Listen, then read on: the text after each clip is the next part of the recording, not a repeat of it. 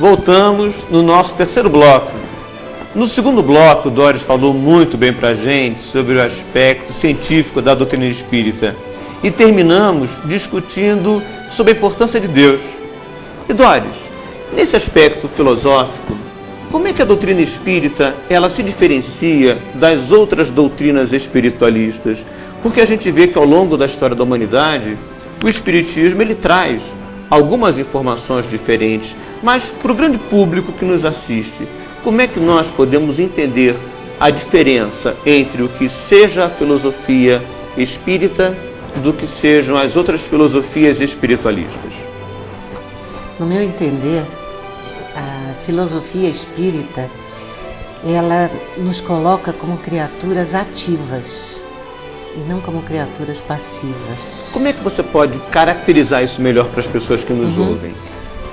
A gente, o que conhece alguma coisa, né, das filosofias espiritualistas, existe um certo grau de, eu chamaria até de fatalismo, dentro das seitas, filosofias espiritualistas em geral.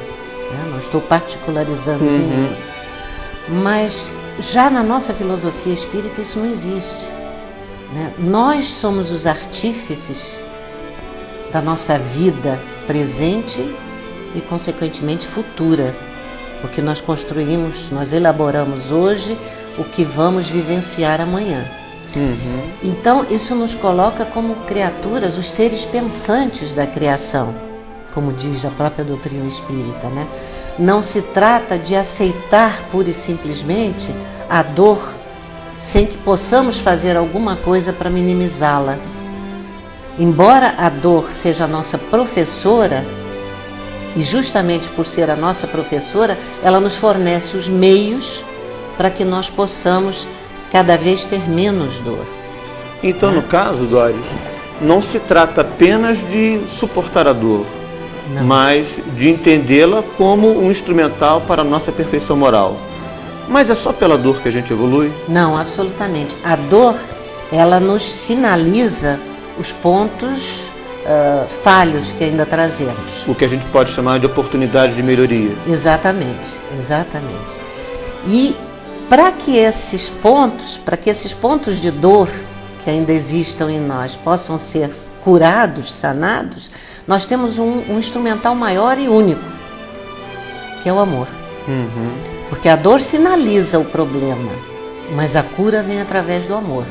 E isso tudo, dentro da filosofia espírita, é colocada como uma ação prática e não como uma ação hipotética. Hipotética, esperando que a aceitação da dor possa trazer o alívio, a aceitação de que um outro espírito elevado, né, ou elevadíssimo que seja, possa nos propiciar o alívio daquela dor.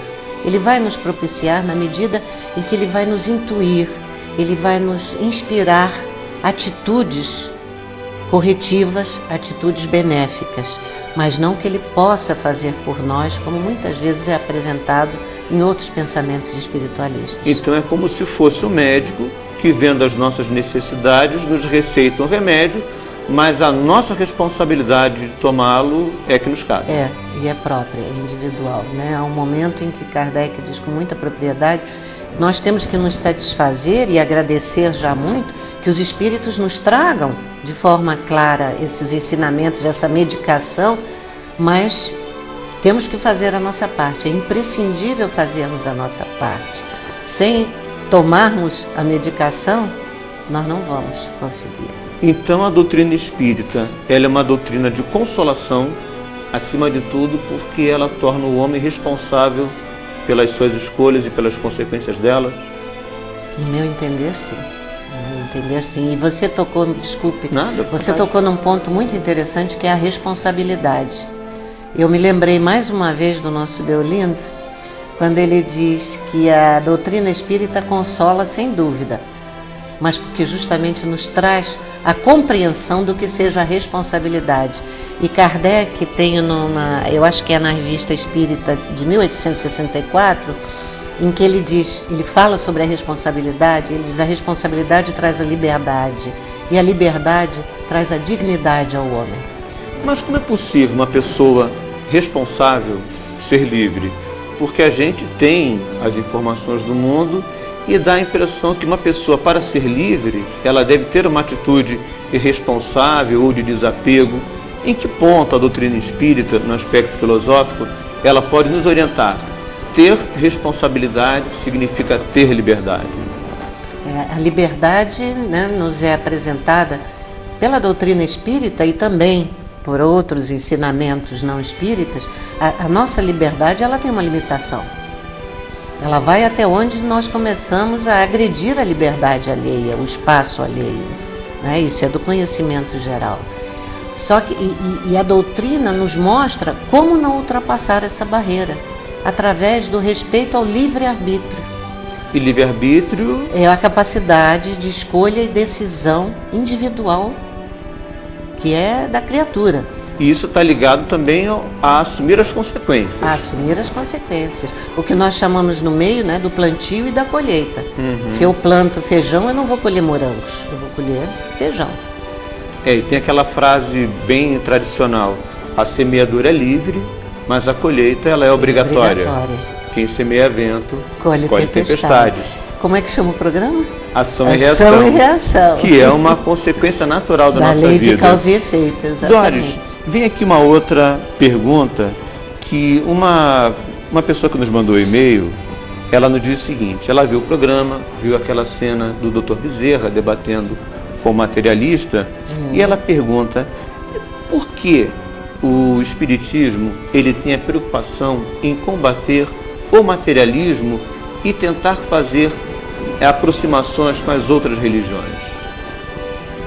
Porque o materialismo, como surgiu o materialismo?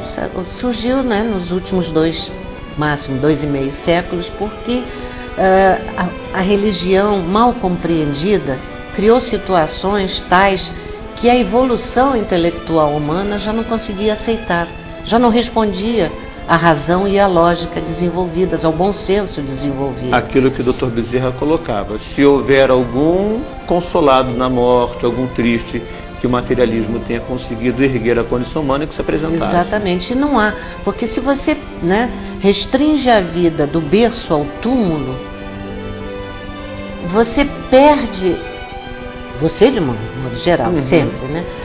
Você perde o estímulo ao amor ao próximo, por exemplo. Quando né? você Porque não consegue... você não consegue se desligar do seu interesse pessoal. Você põe o seu interesse pessoal à frente de tudo. E o interesse pessoal também, ensina a doutrina, é o grande gerador do egoísmo e do orgulho, que são as grandes chagas da humanidade, como dizem os espíritos evoluídos, né? Então, em cima da ideia da filosofia espírita, a vida ela não começa no berço e não termina no túmulo. Ela tem uma extensão anterior e posterior. Anterior e posterior, né? E se a gente lembra, né, já antes de Jesus colocou isso no renascer de novo, né?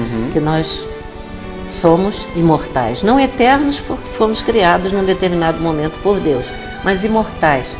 Agora, Sócrates já dizia, né? Se sabemos que somos imortais, vamos viver de acordo com a imortalidade. Isso é, plantarmos de forma mais consciente, mais coerente com as leis naturais, para termos colheitas agradáveis, construirmos aquilo que eu coloquei no meu livro, né?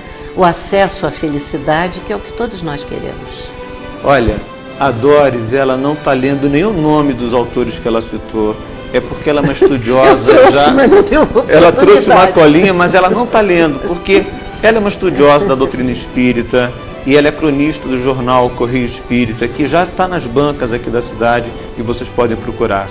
Bom, vamos agora para os nossos comerciais e retornaremos no nosso quarto e último bloco, onde discutiremos o último aspecto da doutrina espírita, que é o aspecto religioso. Até logo.